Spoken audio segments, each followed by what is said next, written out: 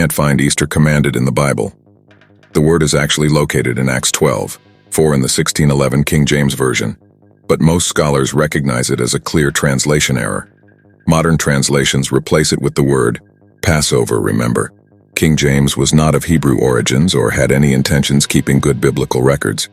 There are over 70 references to Passover in the Old and New Testaments, but no legitimate references to Easter.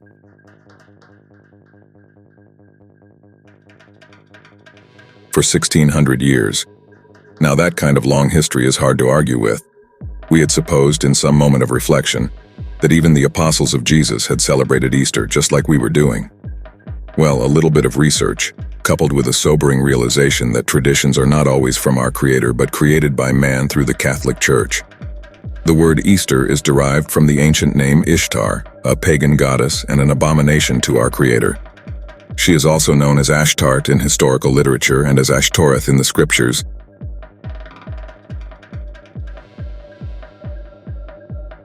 Samuel said to all the house of Israel, "If you are really turning to Yahuwah with all your hearts, remove from among you the foreign Elohim and the images of Ashtoreth.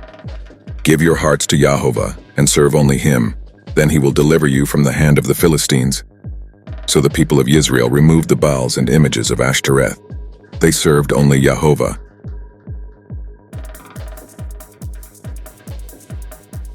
The Saturnalia originated as the birth date of Tammuz, the bastard son of Semiramis, the widow of Nimrod of biblical evil fame.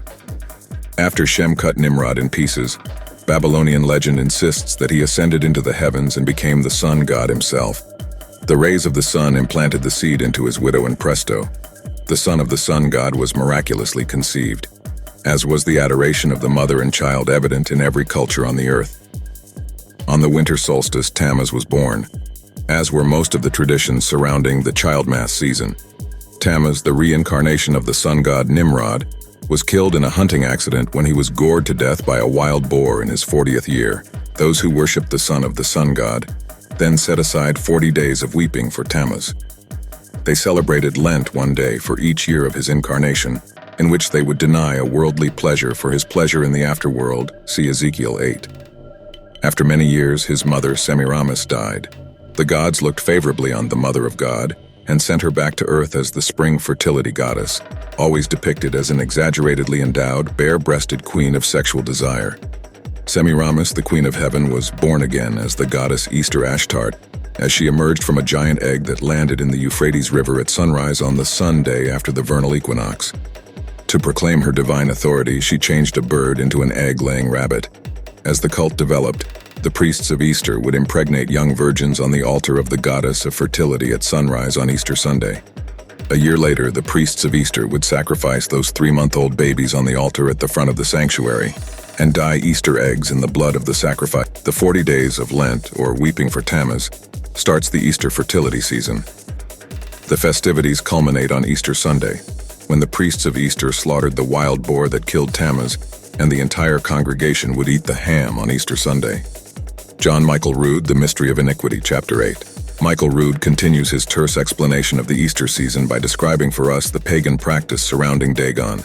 In later years, Good Friday, the day that the Philistines sacrificed to Dagon, the Philistine fish god, also became an integral part of the Easter pageantry. If you are over 40 years of age, you will recall eating fish on Friday in the public school system in America.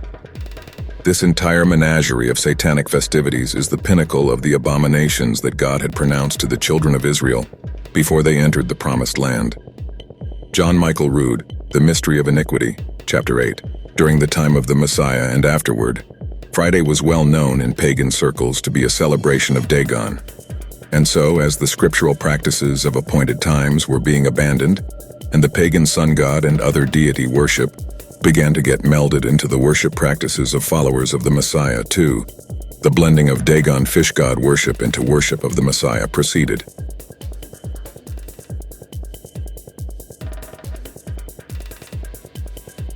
What most Christians need to know is that Easter was stolen from the pagans and adopted by the Christians, claiming it as a holy holiday. Let's see why.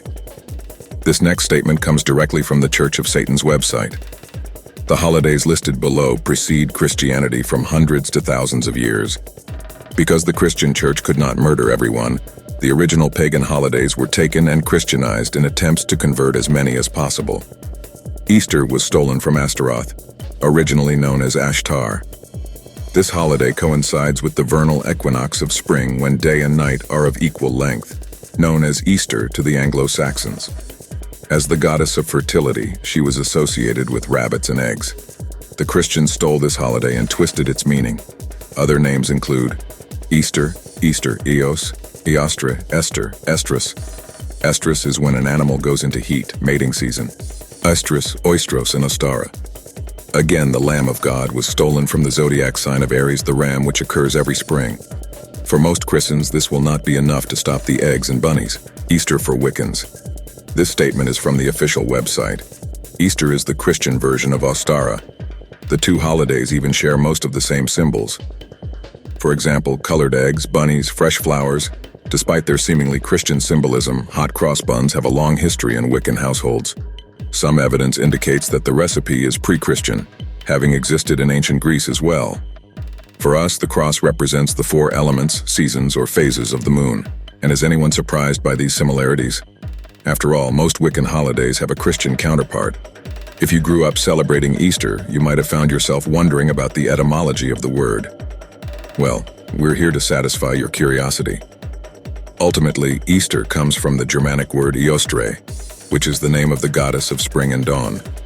These few examples show how far away from anything remotely close to Christianity. Moreover, Easter falls right in line with the Satanic Church and Waka. Other websites found Easter for atheists and how to keep Easter without Christian influences.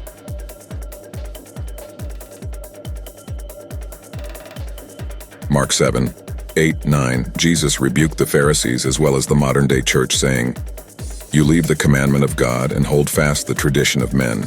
And he said unto them, Full well do you reject the commandment of God, that you may keep your tradition." In other words, you are following a tradition of men. Until the next post, shalom.